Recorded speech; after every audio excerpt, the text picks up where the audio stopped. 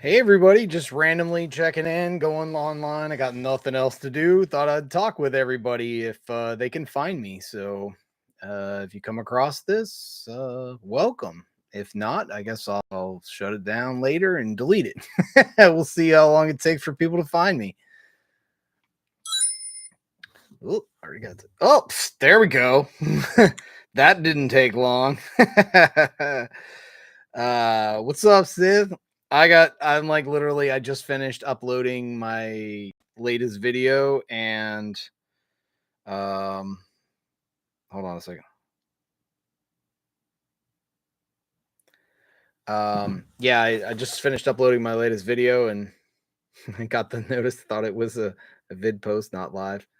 Hey Daniel, what's up? So yeah, I just thought I'd pop in for a little bit.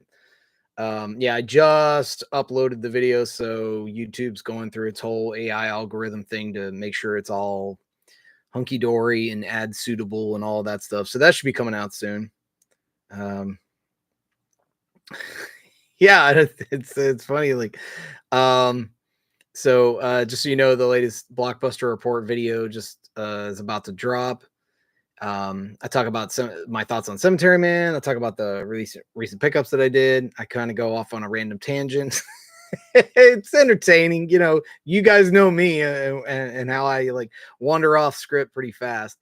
So what's everybody doing today? All right, so who picked up Teenage Mutant Ninja Turtles? Because I grabbed it straight off of Arrow's site. I wasn't surprised, but because they had teased it, so it was more of like, oh, thank God, that's exactly what it is versus something random. This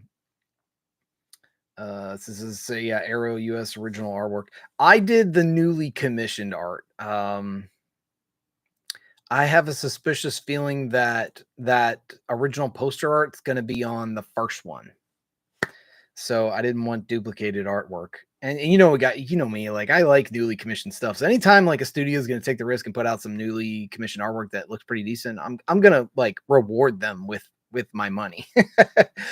um Yeah, so you picked up the Arrow exclusive. I think is that the one? Is the Arrow exclusive one with the original poster art or the one with the newly commissioned artwork? Because I think it was like a switch. Normally they do the exclusive one with the new artwork. So Jose says this is an early stream. Yeah, it's just random. I just finished shooting and uploading a video, so I figured before I stow the camera and microphone away that I'd pop in, say hey, see what everybody's doing in the middle of the day. I know a lot of you actually have jobs, so I don't imagine I'm gonna have too many on here. Also grab the pre-order for the Return of the King 2. Oh yeah, I heard about that. So that's all three of them they've re-released individually. That's cool. So I guess you're just shit out of luck if you don't for a box.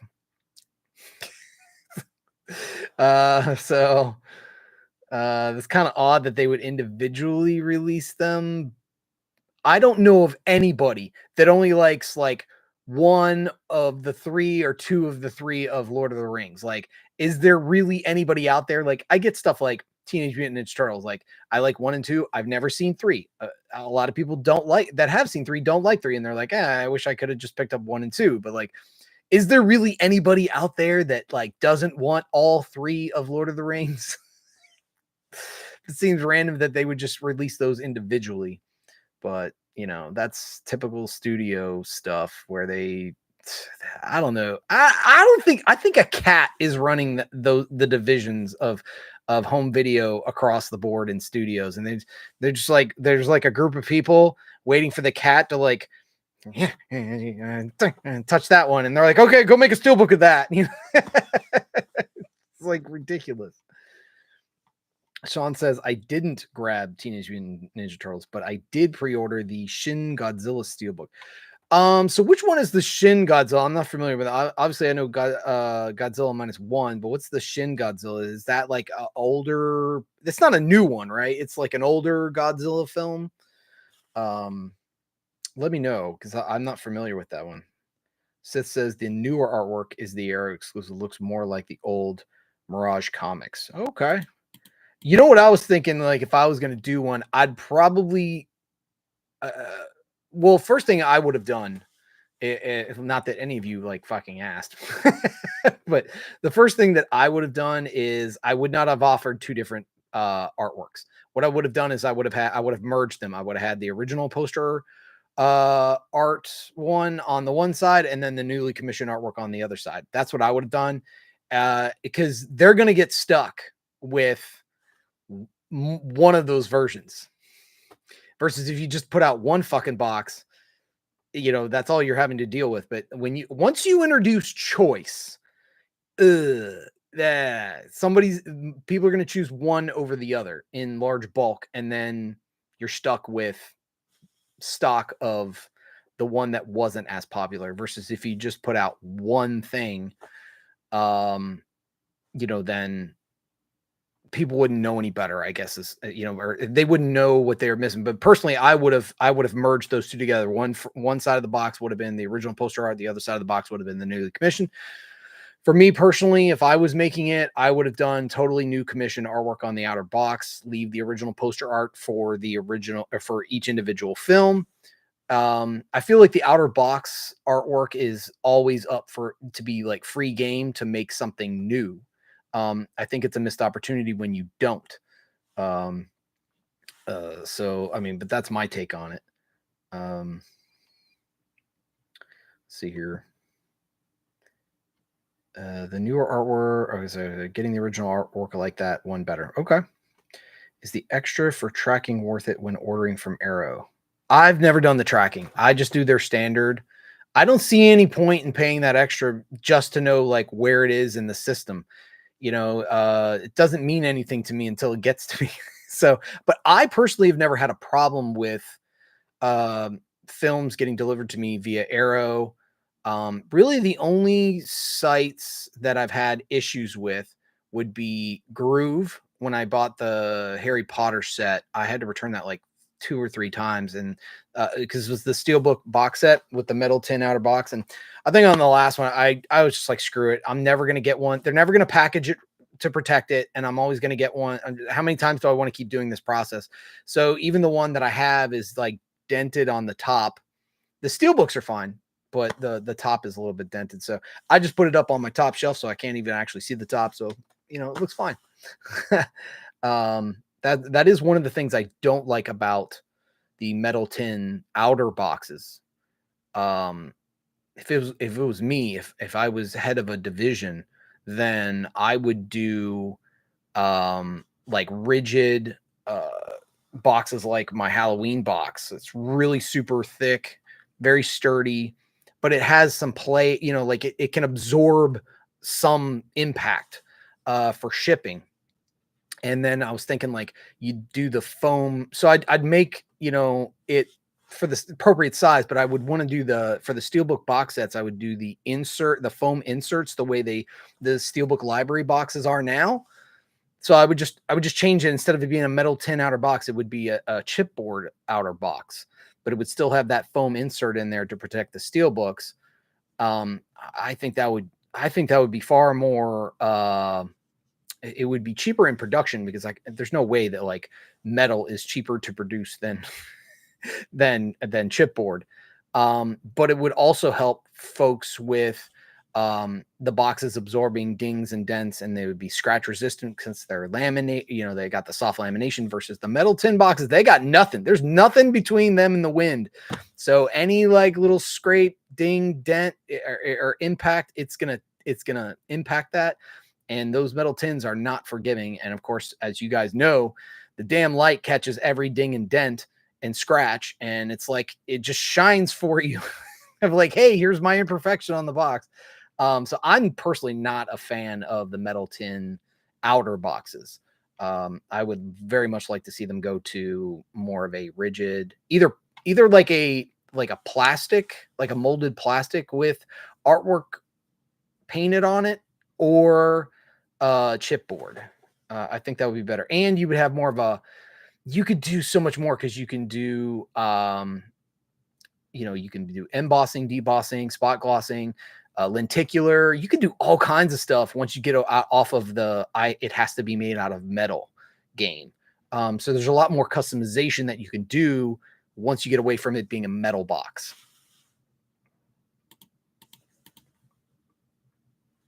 Yeah, I found the other two prior from Walmart. Okay. I want the animated Hobbit and Fellowship of Return of the King all in 4K. I know a couple are Blu-ray. Okay. I've never seen the animated one version of that. But I know there are some scenes that oh God, what's his name? The director of the movie. Anyway, Peter Jackson. Woo! That took a minute. I know there are some scenes that Peter Jackson like took from that as inspiration and put it shot it in the movie like he did. So I thought that was cool. But I've never personally like sat down and watched the whole animated Lord of the Rings set. Sean says he's still considering Teenage Mutant Ninja Turtles. Yeah, I was watching a bit of Chase's live stream, and I know there was like there's always one. There's always somebody that's like, I'd be willing to pay extra. I would have been willing to pay extra for them to be individually. And I'm like, I'm with Chase 100%. There was no way on God's green earth that they were going to release those individually, because there's no way they'd sell the third one. And if you've paid for the rights for them, you want to sell that third one. I would equate that it's the same thing with that when they Scream Factory put out the Halloween 6, 7, and 8. People were all pissed that they weren't individual. I'm like, I don't think they would have been able to sell the units that they needed to sell to make it worth their while for the rights, acquisition of the rights, and also of the packaging and everything like that. And I'm sure that was part of the deal too, that they had worked out. And it makes sense because some of the like 6, 7, 8, it's a mix. And I think they would have run into the same issue if they had tried to put them out individually. They would have been stuck with a crap ton of stock. So it sucks for the consumer because you're not getting ultimate choice, because you're like, I only want that specific thing, but it is better for them, and they're able to sell it to you a little bit cheaper because of it. So anytime that you have to start busting stuff into individual things, then the cost goes up. So for them to be able to do all three in a chunky box, I would take that as a win. And anybody that's complaining about that is just there to complain. That's all it is, So it makes no sense to me why you would be willing to pay more for less. That makes zero sense to me. If you don't like it, don't fucking watch it. You still have the first two, and it costs you. It costs you you know what I mean? Like, that's just silly to me. Like I said, sometimes people in this community, they just want to complain, and they'll find anything and everything to complain about. So. But yeah, getting back to you, Jeff, really quick again. So you see how quickly I go off script. I've never paid for the extra tracking. It's not worth it to me.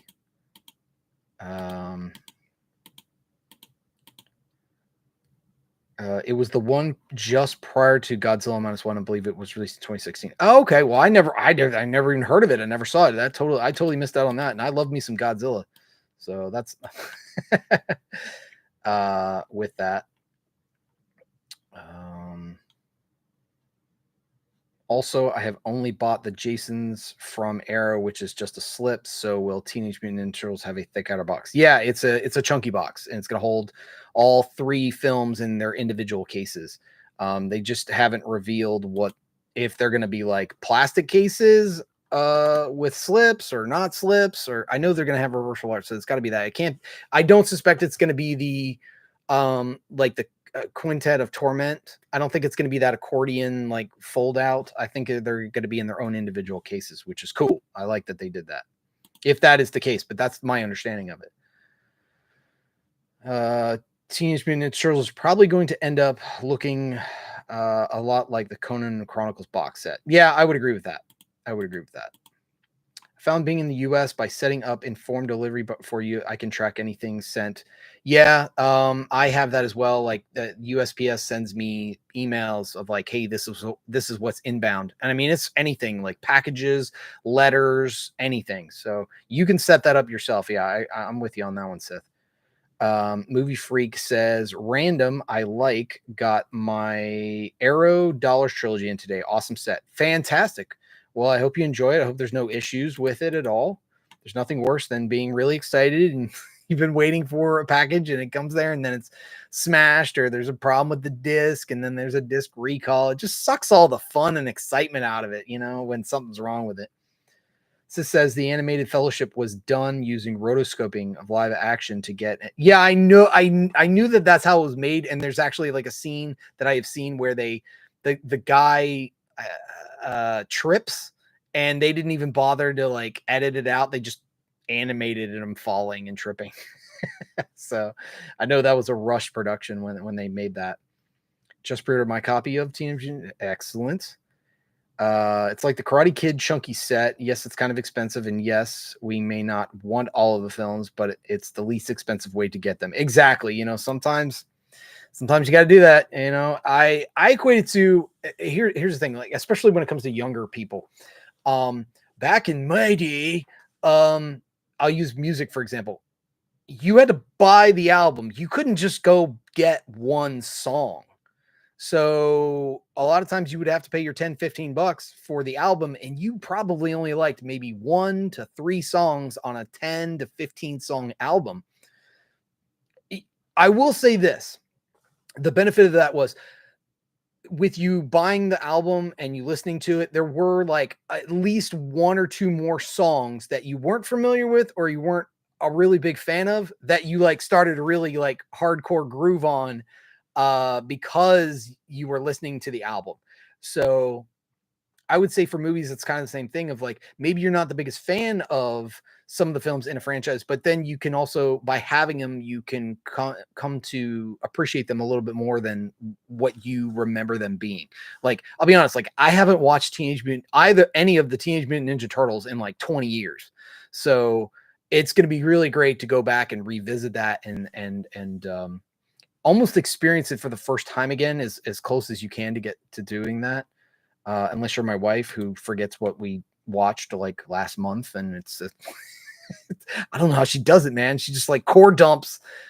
The memory does not stay. And she's like, oh, we've never seen this. I'm like, we just watched this. So, let's see here. I read that. I'm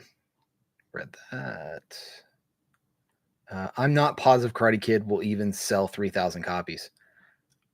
I don't know. I was never the biggest fan of the Karate Kid. I'm very much like, I don't know if you guys have ever watched How I Met Your Mother, but the one character, Barney, his view of it is my view of that film, where Daniel is the villain, like the blonde hair guy. I can't remember his name. This is how long I haven't fucking seen this movie. But like, I haven't even watched the TV series because I just wasn't a big fan of it. But it was like classic of like, he's been training his whole life for, karate. It's his girlfriend, and Daniel, the new guy, just like wanders in, starts moving in on his girl.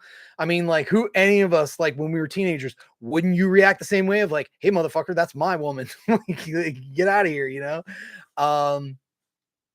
So, and then the blonde hair guy loses in the end. It's the guy that was training his whole time. It's kind of like, I would equate Daniel almost to like Rey in Star Wars, of like, just like never fucking trained in his life. And like, in like 2 weeks, he becomes the Grand Master that wins the championship.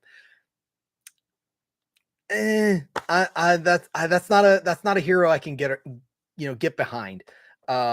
So that's my view on Karate Kid. I'm sure you guys, that like that film have the complete opposite of that. But if you really like look at the film and you are really analyzing what's going on, like Daniel's kind of a prick, So I don't know.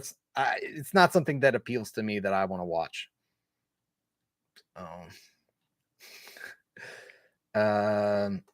Brent's getting a package from me. Fantastic. Awesome. The only KK I wouldn't want is the Kid Smith one. Oh, Karate Kid. Okay. Yeah, I remember seeing Karate Kid 1 and 2, but that was like 30 years ago, man. Like, Um, Karate Kid star set is $219. Yikes, you. Yeah, that's who is releasing that? And that's not it's not the same company that released The Never-Ending Story, is it?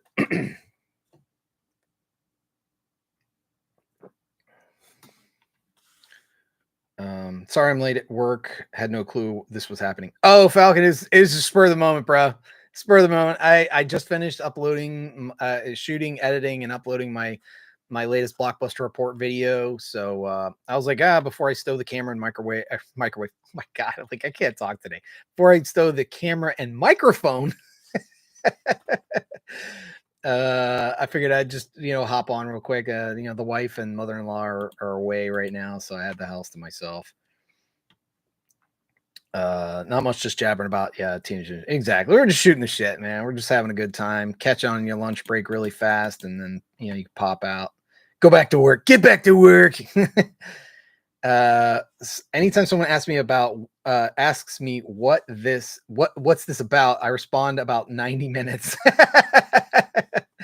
Nice. How many got turtles today? I definitely got turtles. I got turtles. That was a no-brainer. That was gonna happen. Cobra Kai is literally about that. They cover all of that. Oh, interesting. Okay. All right. I don't know. That's kind of interesting to me now.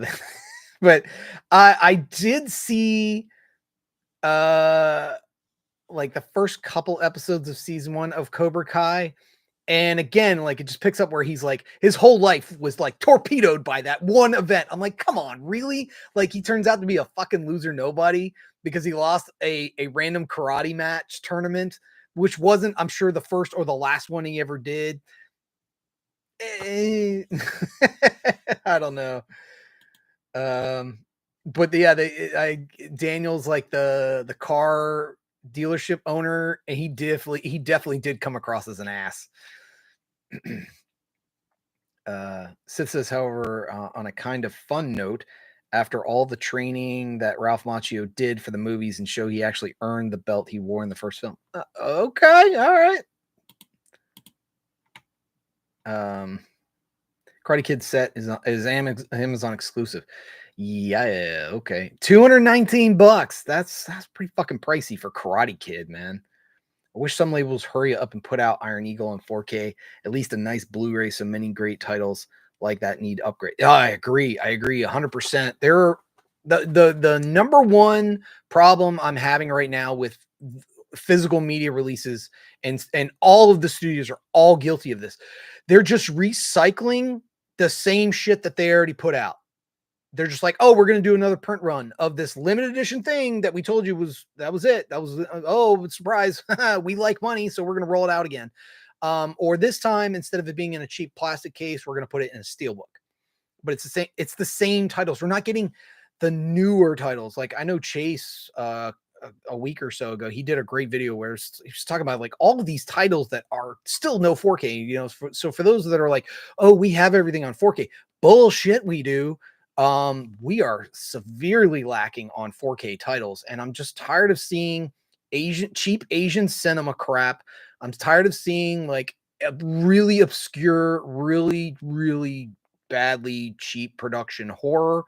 I want to see more of our mainstream blockbuster movies come to 4K.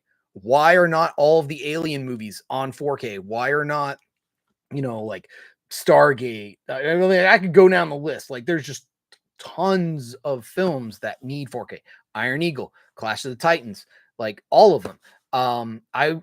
In these studios, that whoever owns these films, like they can do it themselves, and most likely they might have already done so. A lot of these studios, they have a restoration division where they go in and they are restoring these films. Maybe they're in 4K now, but they're not willing to put them out on physical media, nor are they willing to sell a licensing agreement to other studios for a reasonable price. I was watching an interview with it was Cyril at Midnight, and he was talking to the Kino Lorber guy, and they were talking about the Kino Lorber guy was talking about that, of like there's a lot of studios that just want a ridiculous amount of money for some of these titles for a licensing. And so these boutique labels are like, I'm not fucking paying that. So a lot of these titles are just sitting in studio vaults. It's not just the House of Mouse, like all of them. They're just sitting there wasting away. And like I was talking about the other day, is there are some studios where their movie library, the movies in their library are old Hollywood movies. They're not the new modern classics. They're old shit. And like, there's no 20-year-olds or, 20 to 25, 30-year-olds are not buying these old Hollywood movies because they don't know them. And it's not their what they've been exposed to in their lifetime coming up for cinema. So a lot of these studios that are holding on to these older films are making a big mistake by not restoring them and putting them out now, where people like 35 and up who have seen them or can appreciate a slower paced film that, like, you're not being stimulated to death with TikTok brain, they're missing out. And those films are just going to die into obscurity. And for whatever, studios, like with all the mergers and acquisitions, like I'll say, like Amazon with MGM, like Amazon really is missing a great opportunity to dive into the MGM vault and get those older classic films out now before I'd say, but like we die out. The generation that knows it, watches it, and appreciates it is gonna like check out or die out. So that's my thoughts on it. Brian's in the house. Welcome, Brian. Hopefully you're at home and you're not traveling all across the world. But maybe catching you on your lunch break. Falcon says, I was thinking a surprise update on the ship. We don't talk about that. We don't talk about that. Sis says, Cobra Kai is an investment to watch and kind of starts slow, but once it gets going, it keeps going. Plus, we get the return of other characters to further the story. Okay, all right, man, that's interesting. I'll see what the wife is interested in. If she's interested, then we'll give it a shot. Jeff says, should I be worried pre-ordering Teenage Mutant Ninja Turtles from Arrow directly? I like the pay later option, but I hear they really dropped the ball with overselling their good and bad nuggets. I don't know. That's something the community would have to answer for you. Like I said, have never had a problem with Arrow. So I think it just depends on the title. I would be interested to see like how well Teenage Mutant Ninja Turtles sells. Like there's obviously like a strong fan base for them, but I wonder how like big that fan base is that they're going to be excited and pull the trigger right away. Excited about Excalibur 4K coming from Arrow. Have they officially announced that, Jeff, or is that still rumor mill? Jose says, we have so many great titles still stuck on DVD and some even stuck still on VHS. It's unbelievable. I agree 100%. Brian says, for your answer there, he says Arrow doesn't charge till it ships. Okay, well, there you go. Thank you, Brian. Thank you for contributing to the community on that, answering that question in real time. I've never seen Excalibur. I mean, obviously I know, of the story in general. Like I love, like there's a show, I can't remember what studio put it out. But it's the Merlin. I loved this. This was great. It was a kind of a made for TV miniseries type event, and I really enjoyed it. And that's one that I would love to see come to Blu-ray. At least give me a Blu-ray, or obviously it was on a TV budget, but they Sci-Fi Channel, I don't know what studio they put it out, but it was an overseas release, but they released the Sci-Fi Channel's Dune and Children of Dune on Blu-ray. So, and I got those and they look just fine. So I don't understand why we can't get more stuff like that. That are stuck on DVD. There's so many titles and great films, like big blockbuster films that need to be released and restored on 4K. And like, they're just stuck. And I'll say, like, for all the studios that, um, you know, it seems like the studio model now, as far as like new films coming out, is just using existing IP. Um, so it could be, like they're doing like a new He-Man Masters of the Universe movie kind of thing. So like that's what I mean. So for whoever owns Iron Eagle, I would say like you're missing a huge opportunity to just completely change, use the IP name. I would actually change it to Iron Eagles, and for the title, and you could either do a show or feature films, and it would be along the lines of like an Ace Combat type storyline, where there's a bunch of different groups, that character, and then you can have your moments. If you're doing it on TV budget, then you can have your like one or two little moments, kind of like I always equate it to like Airwolf. Airwolf, every episode had something going on with the helicopter, action sequence. Obviously, it was on a TV budget. It was great, right? I feel like they could do that with Iron Eagle, like the Iron Eagle franchise, where they could make it Iron Eagles, but it's a fictional world, and you can tell stories, war stories about it, and then also have your fighter jet porn, as it were, on there, to kind of capitalize off of like the love of Top Gun. Top Gun Maverick made, I think, $1 billion, didn't it? So people love going to air shows. People love fighter jets. I feel like that's like a severely untapped storytelling platform to jump on. I think that would be great. It's still a rumor, but people keep talking about it. Oh, okay, all right. Well, fingers crossed for you. If you like Clash of the Titans, as I do, Excalibur is OMG. Okay, all right. Yeah, I love the original Clash of the Titans. I have my little shrine over here that you can't see, but I've got like a 1-to-1 replica of the Bubo the owl from the movie, and then my wife got me the vinyl original motion picture soundtrack, and like a Perseus little action figure. So it's pretty cool. And then I have my Blu-ray, which is in a fucking digibook. I hate it so much. But I love the film. Definitely needs a 4K. Merlin miniseries with Sam Neill was fairly well done by NBC. The score was pretty good. I enjoyed it. It was good. It was a twist retelling of the tale, of the Once and Future King, but it appealed to me. It was one of those rare moments where like they deviated of like what the actual story was. The Once and Future King is like my favorite book of all time.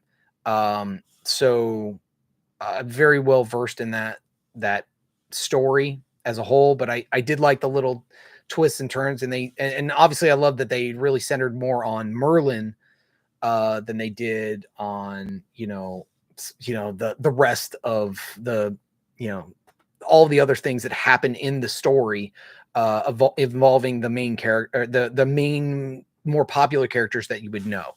So I'll tell you one version of like the Once and Future King type story was First Night. I loved First Night except for Richard Gere. Fuck, he ruins that movie.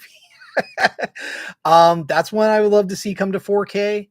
Obviously you have Sean Connery playing Arthur. Sean Connery, great performance. I don't remember who played Guinevere.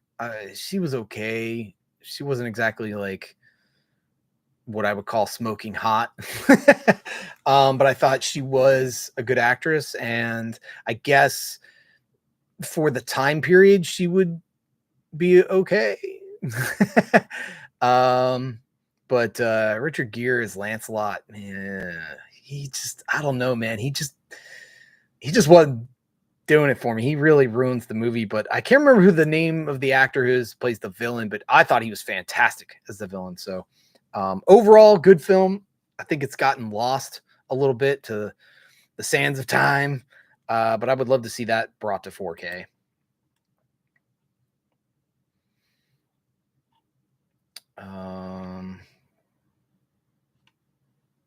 It says so Jeff says he thanks Sith. He's going to pre-order it. Really, really cool that they what they did with the Dollars trilogy and love. Okay, very cool. Some films are just surprising. They haven't got the upgraded, for example, no 4K for There Will Be Blood. Again, it's just like everybody's just passing. They're like, hey, we made a 4K of this. Okay, your turn. And then he takes, okay, your turn. You know, and they're just passing it around to different parts of the world. And we're getting multiple releases of the same transfer. It's just in different packaging. And some are charging way more than others, I should say, too. New art or OG, can't decide. I like the new artwork on the outer box. I have a suspicious feeling that the individual case is going to have the original poster art on it. So that's why I went with the newly commissioned artwork for the outer box. Like I was saying earlier in the stream, I think that it's the outer box, like when you're making a box set, outer box, I feel is like fair game for anything that you want to create. It's when you get into the individual boxes, or not individual boxes, but the individual films themselves for the packaging that you have for that, you got to give them the original poster art for that. That's my style. That's my flavor that I like to do with mine. So says with Merlin, I also like the BBC show that ran for 5 seasons. I do to remember seeing that show. I know of it, but I don't think I ever actually sat down and watched it. There was another show that was like, I'm trying to remember what it was called, but they only had like 1 season of it. But it was pretty good. But it was like during that mythical time, more Greek mythology, not so much the like Camelot. But I'm trying to remember what the hell the name of that was. But I like that show, but it only got like 1 season, so it kind of sucked. First Night. Oh yeah, there you go, Juliana Ormond. So, but see here. Yeah, I agree. The OG is iconic, and I prefer it as a standalone, but it doesn't represent the trilogy. Okay, well there you go. All right. Well, it was a nice little chat we had here. The wife is home, so I'm going to go spend time with her. But so I'll let you guys get back to work. Enjoy your day. Check out the new video I just dropped, and I will catch you guys next time.